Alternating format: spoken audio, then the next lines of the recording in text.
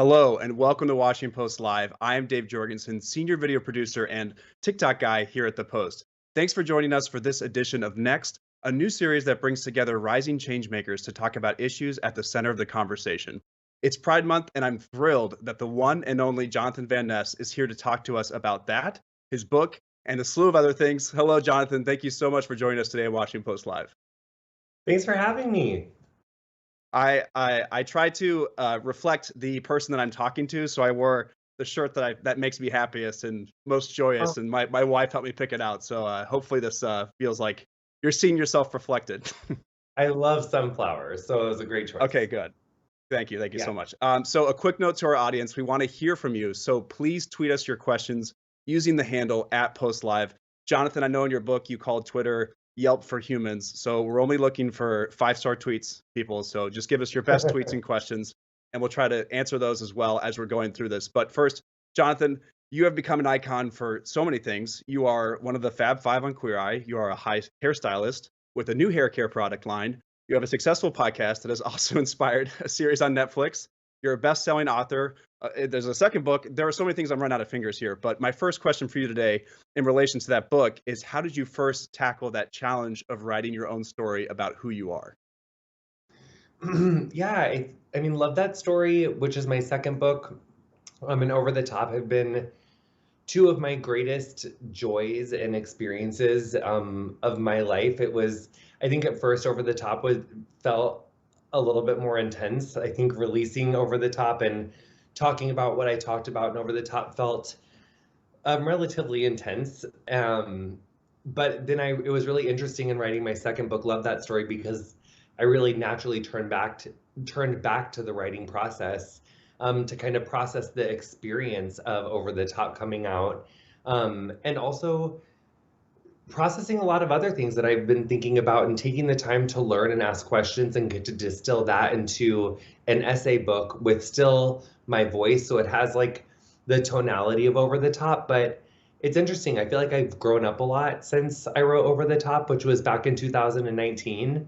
So it's interesting to explore that as a writer and explore where I am now. There's a little bit of that getting curious, my podcast vibe, and Love That Story, because at this point I've gotten to interview like 270 something people, and my podcast has been going for 6 years, but I've interviewed like senators, cabinet members, presidential candidates, Grammy winners, Emmy winners, Oscar winners, Tony winners, like prolific academics, incredible scientists from, I mean, like astronomy to zoology to like air ecology to astrophysics, like just so much stuff I've gotten to learn, and just incredible historians. So I got to talk a lot about all the different stuff that I've learned and Love That Story, which is this book right here. And then my I think you first book got it. is Yep. over there. That was good. Well done. I can't really do that. I just have a picture of spam I was here. like, can I? But This is interesting. you nailed it. I don't even know. I'm on the ocean over here, the Pacific. But yeah, I listened to the audiobook, which was like basically a 5.5 hour version of your podcast. So that was amazing. I definitely recommend the book in either format to people because it was a lot of fun to just hear you do that. And kind of in relation to what you're talking about, the intro is it's a really good glue between the two books because you're starting to reflect on the last book and sort of bring us into the new one. So I really appreciated that about it. And one of the major themes of that book, Love That Story, is identity in your discussion about coming out as non-binary. We asked our audience if they had questions for you, and the first one I want to share is from Tasia Poe, who wrote, I discovered I was non-binary last year during lockdown, and when I found out you were non-binary as well, I felt incredibly reassured and seen. So thank you so much for that. And I wanted to ask, how did you discover you were non-binary? How did you come across the term? So many people think it's a brand new concept, and you have no idea how much you've impacted my life. And there's a nice little heart emoji. So great little question there. Yeah. That's so kind, and thanks for sharing that. For me, I was really honored and blessed to be, I hate when I say blessed, it's such like a reflex. I was very honored and very affirmed in my experience with meeting Alok. Alok is really the person who I think I had heard non-binary, and I think I had spoken, I think I'd obviously heard it and didn't really like, I knew about it just, but not really. And then Alok was really kind of my introduction into realizing that these were feelings that I've had my entire life, and these were things that I identified with my whole life. I just didn't have the language for it. And so that was a really interesting experience. And Alok's become one of my really close friends. I mean, one of my best friends, and someone who I reach out to for advice and who I look up to and respect so much. So yeah, people like Alok and just are the thought leaders of our generation. I love them so much. And so that was really who it was for me. But I do think, and that's one thing I was really excited to get to talk about and Getting Curious on Netflix, and it's episode 2, the Can We Say Bye-Bye to the Binary? I got to have Alok, I got to have Joshua Allen, Geo Neptune. I got to talk to Nala Sumon, who is just amazing. And I got to speak to so many people who are just incredible people that I think really got to show that non-binary and genderqueer and trans people have been here for thousands of years. It's a historical fact. It's a wonderful episode too, from beginning to end, and I really mean that, because even in the credits, you're doing this dance, and that song's been in my head since I watched that episode. And we're gonna get to that more in a moment. But first, I have another audience question from Joanna in Massachusetts, and she asks, "How would you suggest best supporting grandparents who want to support their grandchildren but have trouble with pronouns?" And I want to add before you answer that this is a question we got a lot. So a lot of people want to do this correctly, and they want to support other people who are making sure they're using pronouns correctly. And I think there's just this desire to do it correctly and go about the right way and encourage others to do so. Yeah, I think there's so many resources out there for us to seek out and learn about on how to utilize pronouns correctly. I do think that it's, if it's a family member, no matter who it is, I think it's, as long as we're coming from an earnest, honest, respectful place, you can ask what someone's pronouns are because you want to do it in a respectful, great way. So you can say, "What are your pronouns?" And then when you make a mistake, it's okay to say, "I'm sorry," and just move on. We don't want to get too much in a clog about like, "Oh, I'm so sorry, I feel so bad," and bringing it up over and over, because then it kind of becomes about your guilt. And I also think that it does become a lot easier to understand the significance of the importance of correct pronoun usage when we frame it less about the ally doing the right thing and more about what the trans community is going through at large. And so I think that when we educate ourselves to the things that our trans family members are going through, that will kind of make, I think, if you do slip up on a pronoun here or there, and but you're doing your best to be a really strong ally, and you're having difficult conversations with people in corners of your life that may not want to be the ally that you want to be. And if you're having those courageous conversations, I think your family member, your grandkid's gonna forgive you for any slip in a pronoun here or there. So that's one thing. I think it's like a wider conversation than pronouns, but yeah, so I hope that helps. And I also think that I'm so grateful for your question, and I'm really grateful that you're a supportive ally and family member, because we need more of those people. But I think what I am saying is that in addition to wanting to do really well on pronouns, I think that the way that you do really well on pronouns is by educating yourself to the issues at large that trans people are facing, and focus on those two, and make sure that that person in your life knows that you're aware of what they're going through on a more systemic level. And I think that that'll help you make the right choice when you're using pronouns, because it'll be more front of mind. Yeah, and I it's either in the Netflix episode or your book, or maybe both, that you bring up that the term, you weren't really familiar with it until about 5 years ago, I want to say. Yeah. And for someone like me, yeah, and I think I pretty much first heard of it, and I don't know when the episode was, but you talking about it on Queer Eye, and just understanding that. And so I thank you for that for me, because that's something that I had to start educating myself on. And to your point, I think it's just about having those discussions more than anything that may be difficult at the moment, but are going to benefit people largely in the long run. Not unlike this episode we're going to play here in a minute from Getting Curious, which was originally your podcast that got picked up as a show on Netflix. I have to say really quickly, my Netflix icon is your face, so I realize I see it every week, every day. It's just that like fabulous picture of your hair. So even when I'm not watching your shows, I still click through to see your face every time. That's so But we sweet. have a clip here. It's hey, thank you. It brings me joy.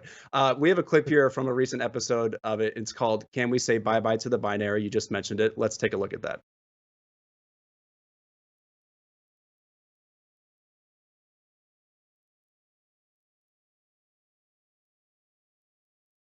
I looked amazing though.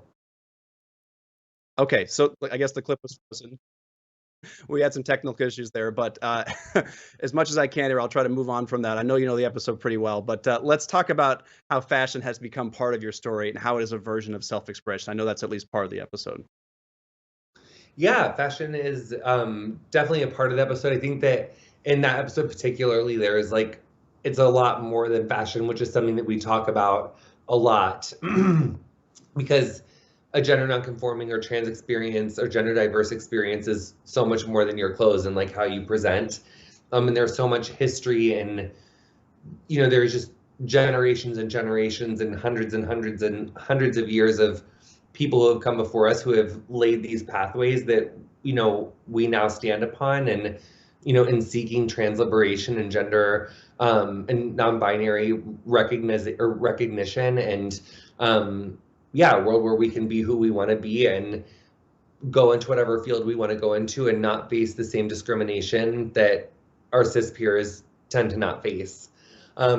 So yeah, that's that. But fashion is a really big deal. I love a good, gorgeous, like colorful moment. I also love to be comfortable. I love to feel good in what I'm in. So fashion is a really exciting thing for me to explore. And I'm really lucky that I get to explore it in the way that I do. So go fashion. I love learning about it. I love getting to express myself through the textures and through the colors and through putting things together. But then I also love like coming home and putting on a t-shirt dress and playing with my cats. So there's definitely like a part of me who likes to be comfortable and a part of me who likes to be glamorous. And I guess a part of me who likes to be both. But yeah. I love I love that, and I have to say I was listening to there's an essay in your new book about your cat, and I'm so sorry about that, but that you told that story so beautifully. And as someone, I got my dog the start of the pandemic, and I was listening to that, just imagining being in your shoes, and I really think that you told that so well. So I appreciate that story, and I hope that people will get to listen to that story about your cat. But there's other things I want to cover, so I just wanted to give you kudos. Thank you for that story. We have an audience question though from Patricia in New Jersey, and she wants to know, what do you know about being queer and how your life what do you know about now about being queer and how your life turned out that you wish you could tell your teenage self? The beginning of that, I was like, dang, that's a direct question. Like, what do you know Yeah. about being queer? I was like, okay, we are going in on these questions on Washington Post. Tell us. I think what I know now that I wish I could tell my teenage self is that I wish I could have told myself how much more precious my life is than what I knew it was then. I felt so much more expendable and worthless, and I did not understand like what humanity was. And I think that that's a lot of the bullying and the abuse that queer people endure, and think that that's so normal. And what I've realized as an adult, that so much of what I went through is that the idea of normal is like as individual as there are people in the world. And so for me as a queer person in this world that is, very wired for cisgender heterosexual people, especially for me coming from a relatively, very conservative town, that I had a lot of trauma from that. And so it made me not like myself. And I wish that I could tell my teenage self that that had a lot more to do with the community around me than it had to do with myself. And I think that's really what my adult life has been about learning how to parent and nurture and take care of that kid that just did not get taken care of. And I think that's really what healing from trauma looks like. It's learning to be your own advocate and kind of the advocate for you that you didn't necessarily have, even though I had great advocates and coaches and parents and teachers. But I think still as a queer person, even if you do have amazing parents and family and teachers, it still can be a really isolating experience. Yeah, and you do a really good job in the book talking about that with Quincy, Illinois, growing up there. I'm a fellow Midwesterner from Kansas City, so I can appreciate how difficult that must Oh, have been. go Kansas City.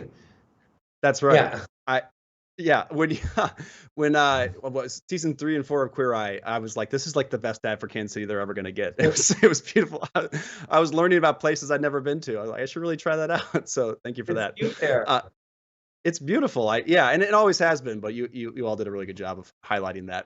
On the subject of self-esteem, you've said before that it catches you off guard when someone compliments you and says, "Thank you for being you," since that implies something about you is negative. Can you tell us a little bit more about that? I don't think I said that people that it's like when people say like thanks for being me that I think that it's negative. It's more of like you're so Right. brave or you're so confident. It's like that Right. is the kind of like weird compliment that makes you assume that like why wouldn't I want to be myself and like why am I brave for being myself? Why am I confident for looking this way or wanting to dress this way? So yeah, I think it's just like a weird thing to say when someone like you're so confident, like because like the reverse of that is like if I was you, I would never dress like that. I would never look like that if I was you. So I think that's really brave. It's just like such a intense thing to say to someone. So yeah, but I mean, on the other hand, I think one thing I always have to tell myself when I talk about it and love that story is that the support and the love is so much bigger than the negativity, at least on like my posts. Sometimes when I see like other posts about me, sometimes I'm like, oh my God, this can be really intense. But that's why I don't read the comments, but sometimes I slip up sometimes.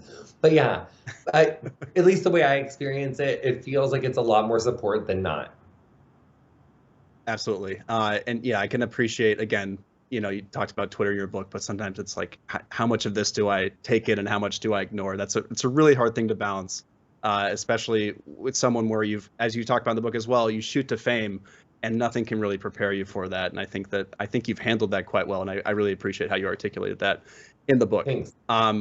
Of course. And I have another audience question here. This is from one of my 3 sisters, Ellen, who submitted. So shout out to her. She says, Jonathan works with individuals on Queer Eye of various generations. What common ground do they think exists within these generation gaps? And what are the blind spots they've observed in their interactions with Gen Z, millennials, and Gen X?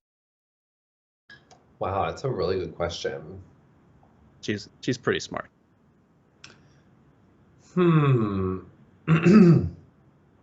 You know, I just don't think I can categorize it like that because, sometimes I want to say like the kids are all right, like young people really have it together, but we also see like there's a large amount of like conservatism in young kids in certain pockets of the United States. There's still a lot of young people who don't know and have honestly been failed by the education system and like have not had the opportunities to learn. I'm talking a lot about in states that like have like abstinence laws in the like as far as like sex education. So we just have rampant issues with young people and like not knowing how to protect themselves and not knowing how to live adult lives that are safe and healthy for them and productive because we're not really preparing our kids for a future, especially queer young people, to be able to protect themselves. And that's why I went through so much of what I went through. And that's why I feel that it's important for me to talk about that because I went through so much and there's nothing about not talking about LGBTQ issues or safe sex or societal issues. There's no amount of not talking about that that's going to make those things go away. So we have to empower people with knowledge so that they can make the best decisions for themselves and not pretend like it's not there.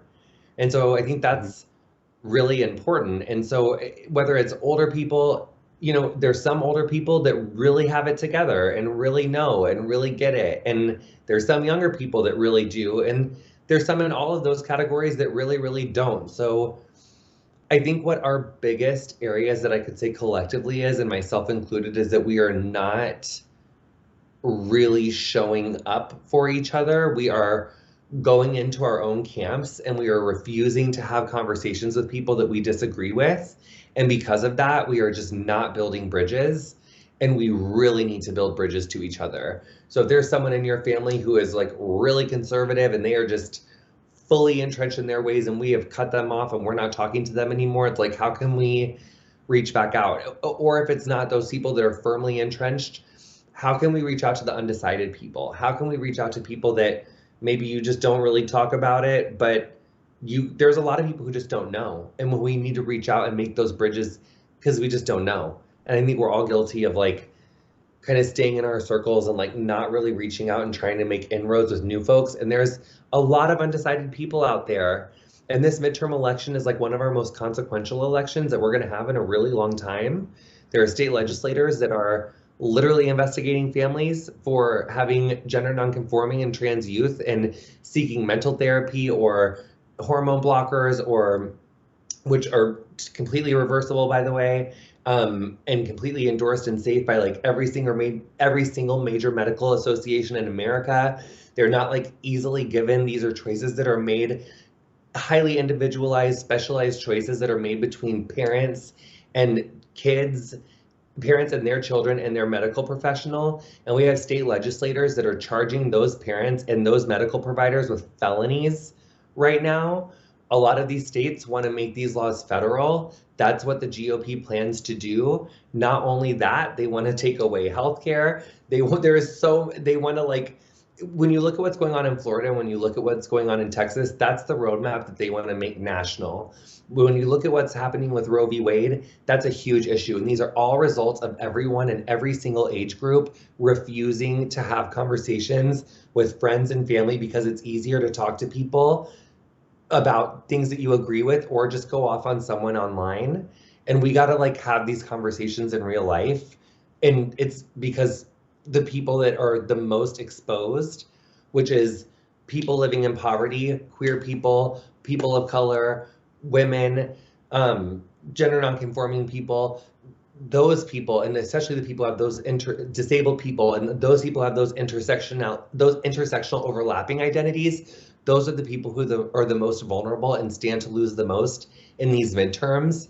And despite the lack of direction and unity that we see across the Democratic side, we all have to like understand what's at stake here and show up in our local elections and make our voices heard and say that we as Americans care about our fellows. That was a lot. Yeah, I didn't want to interrupt at any point. That was good. I felt like that was amazing. And I know someone got about to a Twitter, honey, or in a TikTok. That felt like I felt engaged and my brain was working. That was working great. I have about 50 follow-up questions, so I'm just going to settle on one with that. You know, a lot of work that I do, speaking of TikTok, is focus on TikTok, and I do feel like exactly what you said, that people are kind of caught in silos and they don't even know it, especially in a place like TikTok where it's sort of intentionally built where you're just getting fed things and you don't actually know where they came from. Do you see any sort of, and this is a huge question, but a solution or a way to go about social media I think the word education kept coming up when you were talking, so to educate yourself on topics that perhaps your feeds aren't proactively giving you, something that you have to proactively do? Is there a solution to that for people of any generation?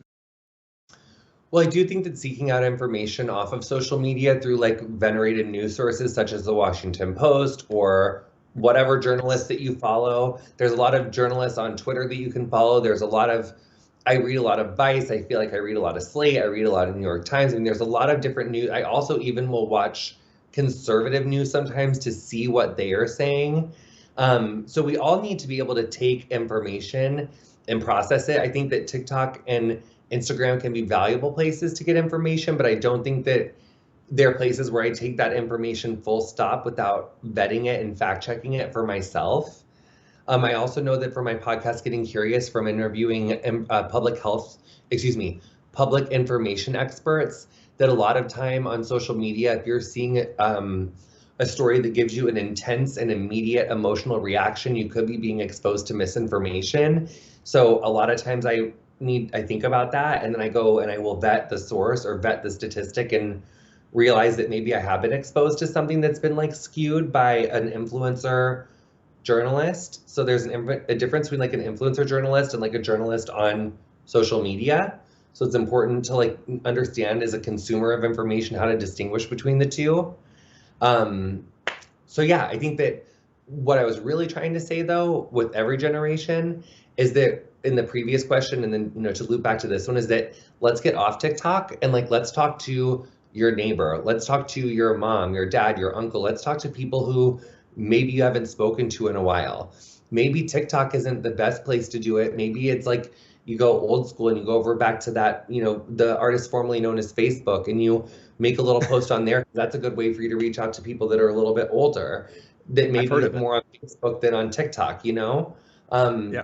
Or you can just reach out to your family. You could do a group message with your family. You could do a group message, and if you're a person of faith-based people are really dragging a lot of stuff through the mud right now for, queer people, trans people. Also, climate change denial is a huge issue in communities of faith. So if you're a person of faith who's really passionate about climate action, or, your God and Jesus like loving all people, I don't know, and like not wanting to judge them and like investigate their families for child abuse if there's like a gender nonconforming kid, I don't know.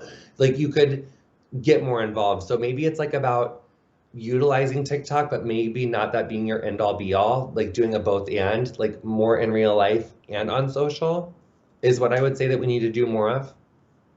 I love that. I will venture outside of TikTok eventually one day. I think I'll give it a shot. But I think like for all of us, but I do think that's like a real thing. Yeah. It's like all of us. It's your parents, it's your family. It's like these people on the internet are literally these people on the internet, which are both important because they are people, and what are the chances that they are really going to go to their local midterm elections and make their vote known in that way. So maybe they will, and maybe they won't. So let's not discount the real relationships, the other types of real relationships, human ones that we have in life with our friends and family. Because there's a lot of people that we just don't talk to because we think that they disagree, and maybe they do, but let's be fearless in those conversations. I think that is the perfect way to end this today. The best and worst thing has happened, which is that I have about 600 questions for you, but we're out of time. That means we had a great conversation. Thanks for having me. Thank you so much for joining me here today, Jonathan. I really appreciate it. Thanks, everyone. Bye. And now I'd like to bring in a few of my colleagues here at the Post to continue the conversation. Helena Andrews-Dyer, pop culture reporter, and Shannon Liao from Launcher here at the Post. Welcome to you both. Hey, Dave. So good to be here. Of course, yeah. It's just like another work Zoom, but a little bit more public. So I'm gonna just start things off right at the bat here. Helena, you have children, and you heard me talking with Jonathan earlier about how to discuss gender with younger generations. Can you talk to us about how you are or possibly plan to talk to your children about gender and sexual identity? Yes, well, I do have children. I'm a mom of 2 girls, a 5-year-old and an almost 3-year-old. And I will say my philosophy, and I'm also the daughter of an out and proud lesbian woman.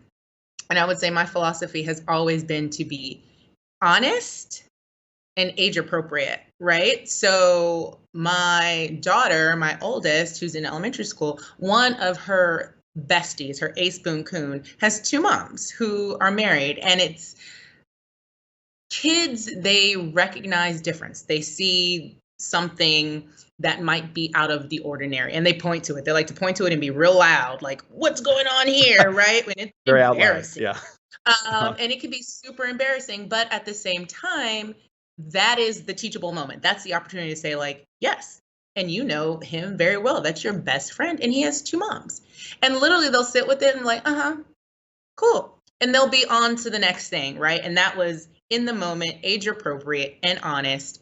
And she moves on. And then when she has another question, because she will, because it's all children have is questions, is to answer it as honestly and as age appropriately as I can in the moment, right? So we don't talk a lot about sexual identity. She's 5, but at the same time, I tell my oldest all the time, people are who they say they are, right? If someone says, I'm a girl, I'm a boy, that's it. It's, that's it. You take people for their word. You identify someone, and I don't use the term identify with her, right? That's a $5 word for a 5-year-old. But you take people at who they are, and what matters most is that someone is kind, and and that you are kind to other people. And I think you just keep building on that conversation with young people. I thought something that Jonathan said that was so great when he was talking about what he would tell his teenage self, right? And talked about being an advocate for yourself. And that made me think about when you're a parent, you are reparenting yourself. You are I'm remothering myself constantly. And what I'm trying to teach myself is more acceptance, right? What I'm trying to teach myself is to be more knowledgeable of difference and making other people comfortable, and all of those things, lessons that I may have gotten in the 80s and 90s that weren't as great as they are now. So I'm constantly thinking of those things and trying to impart them on myself and then my kids. Yeah, and I think Yeah, the other that's thing that amazing. you highlighted that was also a, sort of a through line with the conversation with Jonathan was sometimes those uncomfortable conversations, whether it's with your kid or your grandparents or whoever, those are the most important conversations ultimately because there's some actual progress there. To pivot here now to you, Shannon, here. As a video game reporter, how does LGBTQ and Pride Month intersect with some of the reporting you've been involved in? Yeah, thanks, Dave. Yeah, that's a great question. Also, I wanted to say, Helena, like that's super important too. And I would walk by Barnes and Nobles and I see now they have these books to teach children pronouns and more things like that. So I think it's definitely changed a lot from the previous decades when I was a child. But yeah, like when it comes to video game reporting, we do at Launcher, our Washington Post brand for gaming. We actually, I wrote a story about abortion rights and Roe v. Wade, and interviewed trans workers who say that as trans women, abortion rights still matter to them because about the bodily autonomy of the individual, which is like it's still going to matter for when it comes to trans rights and abortion rights. Like so, that's how they intersect. And I'll slow down a little bit here. But also, like Electronic Arts, which produces like Star Wars games, they have like Sims 4, and they have same-sex marriage and relationships in Sims 4. And at some point in February this year, they were going to put that out in Russia, but Russia doesn't allow that kind of content. So they decided to no longer put the game out in Russia. And of course, a month later or 2 months later, it was no longer relevant because of the Russian invasion of Ukraine. And then, of course, all these gaming companies pulled out of Russia entirely. But it's like one example of how these companies are thinking about representation inside their video games, inside their companies, and when it comes to like giving, making sure that LGBTQ employees have the benefits they need. For instance, trans workers have been asking to get their like dead names erased from the system. So like the name they used to use erased from like a computer system so that they can make sure that they are never called by that name again. And that's like one request that Activision Blizzard workers had for their company. And so a lot of times when we're covering these stories about video game companies and about the games they produce, we are also looking at, over time, it seems like there's more diversity. For instance, like in 2020, there was a game called Tell Me Why, which is featuring a trans character. And that was groundbreaking for the time because it hadn't happened for years. And I talked to, trans people who cover gaming as well and critics, and they said that that has a long time coming. It should have been years ago. So they were not really satisfied with that representation, but I think it's an ongoing discussion. I've maybe a whole separate conversation I want to have with you about that because once again I have many questions.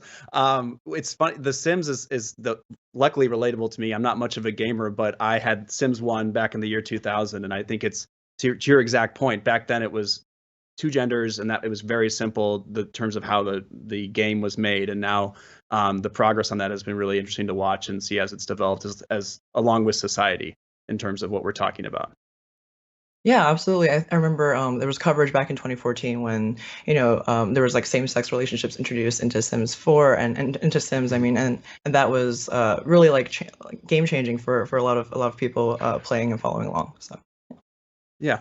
And sorry to keep pivoting back and forth, but I want to talk to both of you a lot. So I'm gonna do my best here to get as many questions as possible. Helena, another thing that was so interesting about the interview with Jonathan was the topic of language itself, which is kind of what we've already been discussing here. And Lizzo was front and center this week when she came under fire, or in the last week or so, for a lyric that included language that was seen as ableist. She reacted very quickly and she changed the lyric. And if you listen on the radio now, it's already the updated song. So can you talk to us about that response? And do you think it was the appropriate response to the concerns expressed by the disability community? Do I think it was appropriate? Absolutely, right? And obviously Lizzo felt that way too. I mean, if you know anything about Lizzo, I'm a pop culture reporter. Love, love, love, love, love Lizzo. Who doesn't? But her music is about Same. self-acceptance. It is uplifting, empowering, and enlightening, all of the things, right? That is the essence of who Lizzo is. And so when this was pointed out to her, I thought it was such an interesting example of this, right? Because it was unintentional on her part, obviously. She wasn't trying to, and we don't have to like repeat what the word was, but she wasn't trying to repeat an ableist slur against people who are disabled, right? That's not something she was intentionally trying to do, right? And that's not the meaning of the word that she was trying to put out. But as soon as it was brought to her attention that that is what that word meant for a lot of people, whether or not she knew it, she realized, okay, this is not what I'm about. This is not the artist I am. This is not who I want to be. So I'm changing it. And literally the song was released on a Friday and she changed it by Monday. And if you listen to the new version, I don't think you can get the old version. It's gone. But the new version, it's like they're, you know what I mean? The word that they changed and how she changed it. It's so seamless. Exactly. You would never notice. It's so seamless. And that was the perfect response. And her fans thanked her for it, right? Her fans who were saying, oh my gosh, Lizzo, this is not the way to do a girl, like, you know, with the original version. And as soon as she changed it, and I think she came out with a great statement where she was basically like, this is not the type of artist that I am. And we're constantly getting these conversations. Let's go back to, you know, The Fall and comedian Dave Chappelle and The Closer and all of the controversy about how he has been attacking essentially the trans community, or how the trans community feels attacked by the jokes that he's telling, and him saying, oh, I'm an artist, I get to say what I want to say, basically, right? And I think the artists like Lizzo, and even today, I think there was an interview with Gerard Carmichael, another comedian, who say, listen, we are artists as well, but this is not what we want our art to be about. We don't want our art and our legacy to be about punching down. We don't want our art and legacy to be about hurting people. Just find a new word, you know, find a new word. It's so easy, right? And you have these people who say, well, why would this person have to do this? And why do they have to do so much to quote unquote appease a small minority? Well, it wasn't a lot to do. It wasn't a lot to do for Lizzo, right? That's what we see. Literally, it was a Friday, Monday, changed. Yeah, and I think that you saw a lot of that by her having such a speedy reaction to it. It seemed like everyone else kind of followed suit and like, oh, okay. And as you've noted, I don't know if I even heard the song ahead of time. I heard it after the fact, so it was in the best case scenario in so many ways, where everyone's now hearing the song and they just know it as that's how the song is now. Exactly. I'm going to pivot to more news once again, a totally separate news story here, and this one's, you know, even heavier. But the Buffalo shooting suspect is facing multiple federal hate crime charges after his shooting rampage last month that killed 10 Black people. And Shannon, in the aftermath of the Buffalo shooting, you know, Twitch was a big part of the story. What is Twitch doing now in response to that? Yeah. So you know, the Buffalo shooting was live streamed on Twitch, and then Twitch immediately took that down from their platform. But it was disseminated across a lot of you know, hateful communities, like places where they were looking for that kind of content to just spread around, and dozens of times until, you know, even though Twitch immediately had taken down the video, it was still available elsewhere. And at the same time, I think the New York Attorney General was going to investigate both Twitch, Discord, another online platform for talking to people, especially gamers, and 4chan, and also refer to all of these at the same time as, you know, hateful platforms, which is not like which is missing the nuance of what the different platforms are. So Twitch itself is, you know, always trying to like pull down like combat harassment and different kinds of like bad content. But of course, people can always post it really quickly in that split second that can spread. Same thing with Discord. We just put out an article today on Launcher about how Discord is adding an auto mod feature, which would be automatic moderation, similar to Twitch, using AI to just identify quickly what is violating their terms of service and conditions, and just taking that down immediately instead of relying on humans to catch it, you know, which could take much more time. And of course, it doesn't scale. If you know, there are millions of people on this platform, you can have millions of humans also watching them. It's a lot of work, and it's also traumatizing. It can be very hard for them. So these platforms are trying to rely on a mixture of both human moderation and artificial intelligence, but ultimately this kind of thing keeps happening over and over again. So it's an ongoing question of how tech companies can address, you know, these kinds of like live stream shootings and other terrible content that does disseminate across their platforms. Wow, Wow, that is again quite a bit. I could unpack any of these questions for a full panel, so maybe we'll have to do this all again in the future. Yeah, I would I'd love like to. to ping back. Yes, please, even if it's just a friendly Zoom. Yeah. Helena, I have one more question for you, and I want to talk about mainstream TV shows that they're integrating same-sex storylines with frequency now. How does this help to normalize queer identities that Jonathan himself talks a lot about, themselves, excuse me, a lot about in their book? I mean, I would say one of the questions, I believe it was like the first question that Jonathan received was from someone who was now identifying as non-binary and saying that Jonathan was an inspiration, right? I see you doing it, and now I don't feel alone, right? And that's I mean, that's what representation is all about. That's what we're talking about when we talk about representation and why it's so important, why it's important to see people of color in certain roles, why it's important to see women, why is it important to see people from all kinds of, you know, all kinds of backgrounds, you know, on TV, in films, video games. And it's all the same thing we're talking about, which is when I see myself reflected in mainstream culture, I then feel validated, right? And I thought it was so heartbreaking what Jonathan said about when he was talking about his younger self and just not knowing that his life was precious. You know, it's that knowing that you matter, knowing that your story matters, right? And that is so incredibly important for everyone, from young people to old people. And so when you have in these mainstream television shows like Stranger Things, right, which is about kids in small town Indiana, and one of the main characters from last season and this season is coming out as a lesbian and is working through that, and that's just part of the storyline, part of who she is. And This Is Us, you had the storyline where Beth and Randall, everybody's favorite couple, their middle child was coming into her identity, and it was her coming into her own, and then the parents coming into their own, and the and grandparents trying to figure it out. And everyone can watch that story and take a piece of it and say, okay, if this is happening there, then this is kind of happening everywhere, right? And that is the best part of art. If we're going back to this whole art discussion, the best part of art is when it reflects society, and society is so diverse. And just as Jonathan said, normal is normal to the billions, each individual billion people on the planet. And when you see all of that reflected back, it's such a validation. And I know it's happening in culture right now, which is so incredible. And I think as it continues, we can start having these conversations and not feel so uncomfortable, right? Because we see it in art. Yeah, I totally agree. And it's I remember that This Is Us episode, well, several episodes quite well, but the one specifically where they came out to, I think it was Kate, and just the whole process of what it might be like to come out to different family members and how everyone starts to learn about it. And that was something that I'd never seen on television before, and I really appreciated. I also really appreciate both of you for being here, but we were out of time. Helena, Shannon, thank you so much for joining me here today. I really appreciate it. Thank you for having us. Great conversation. Of course, let's do it again. And thanks to all of you for watching, for joining us today for this edition of Next on Washington Post Live. I'm Dave Jorgenson. To learn more about our upcoming programs, please go to WashingtonPostLive.com. Thanks again.